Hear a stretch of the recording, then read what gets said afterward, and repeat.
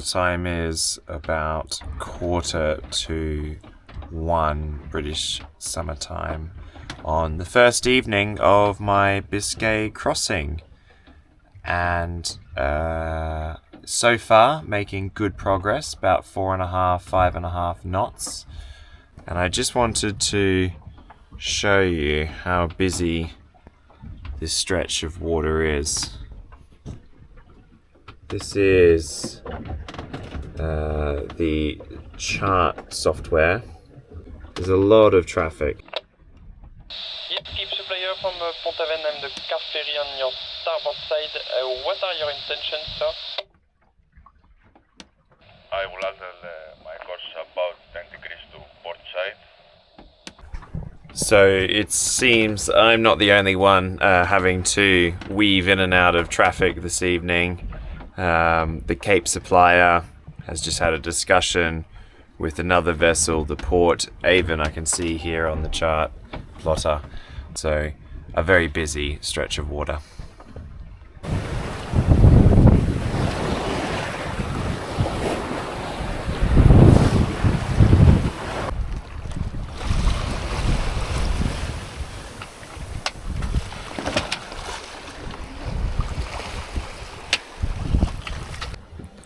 Good morning on the start of day 2 of the Bay of Biscay crossing.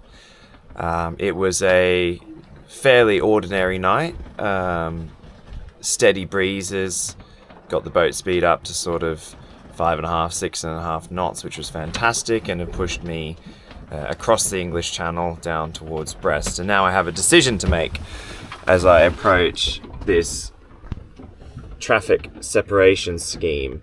As you can see, it's almost like the M25 with traffic going south down this lane and traffic going north on this lane. So very busy, and ideally you're not supposed to spend too much time in this area. So the decision is, do I go around the back of it or cut through to effectively Brest? And after a lot of thinking, my decision is that I will go around the outside of it. The reason is a couple of reasons. The first is that when I get into Brest here, the tides will be, let's have a look at some of the tides. I'll be sort of around this area, and the tides at that point can be as much as 2.5 knots against, so that's going to slow me down considerably. And then the other factor is just looking at the latest forecast, that there is a bit more pressure building offshore. That's the plan anyway.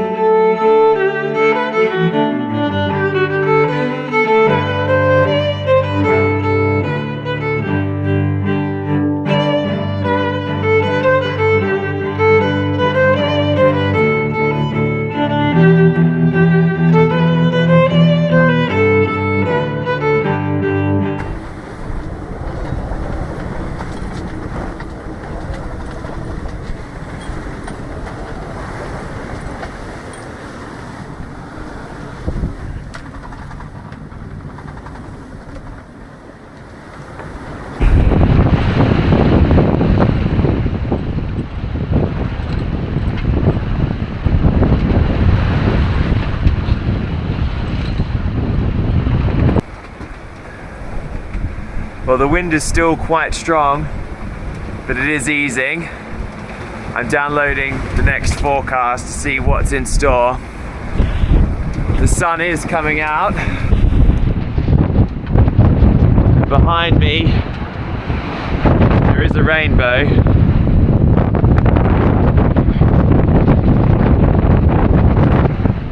Today's not over yet, it's just getting started. Rainbow's gone now, but I'm glad I saw it. It's just what I needed.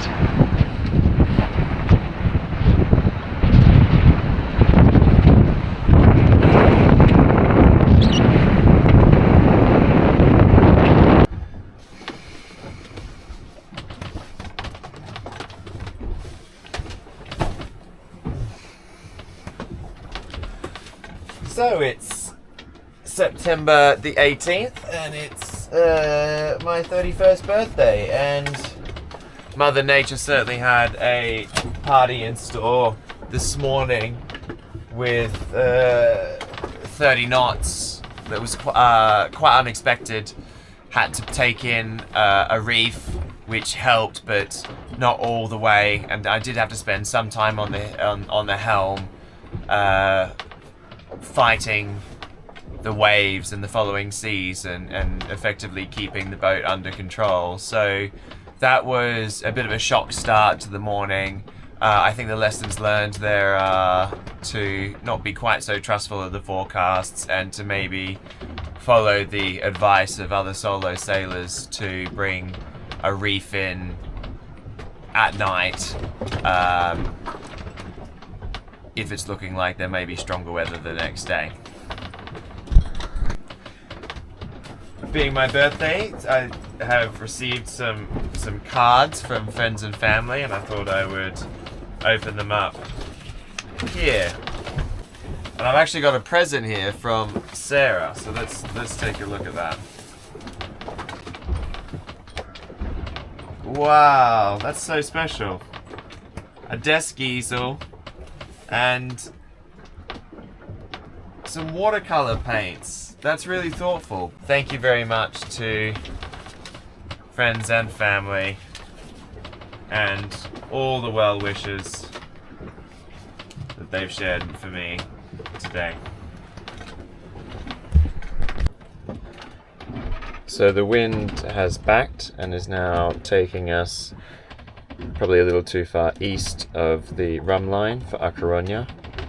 So we're going to tighten up the hydrovane, and we also still have one reef in, but the wind speeds have dropped, so it's time to shake out that reef.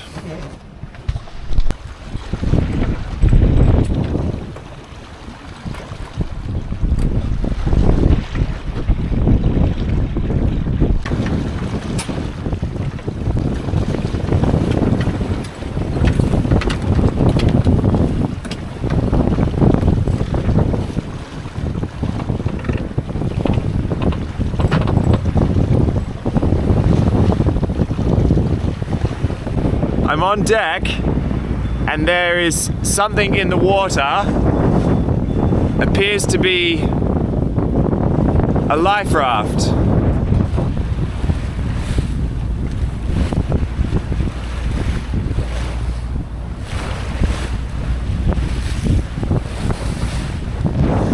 Going to go and take a look at that now.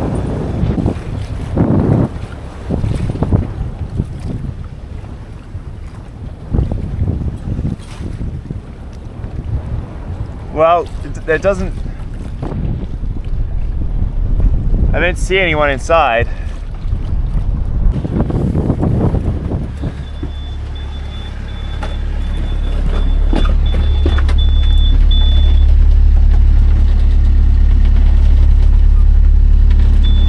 I wanted to report that I have found an abandoned life raft with 0 persons on board that life raft.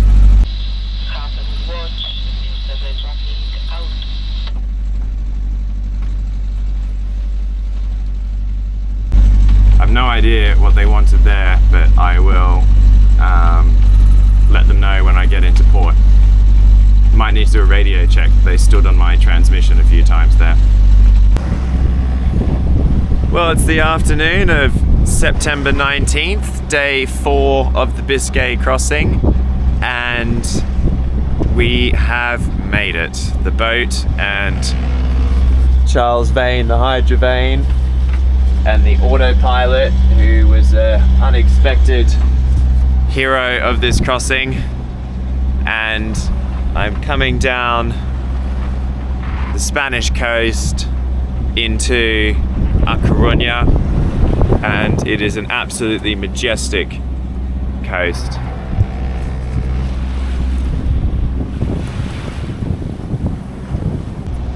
Absolutely elated to have made it. It is quite a, I guess, foolhardy thing to go from very little solo sailing to crossing the Bay of Biscay solo. Certainly had some challenges along the way. I think the highlights of those challenges were the difficulties with AIS, which just required constant vigilance all 4 days. And then there was a bit of a nasty blow on the morning of the 18th. Couple of hours out from A Coruna, I'll be raising my Q flag to declare that I'm a new arrival into this country. I've booked a couple of nights in a marina because they're forecasting up to 50 knots of wind over the next couple of days, and I prefer to do that, just to ride that out in a marina rather than anchorage. And I look forward to seeing A Coruna and this absolutely stunning coastline. Made it! Made it! And my Australian flag for a bit of patriotism.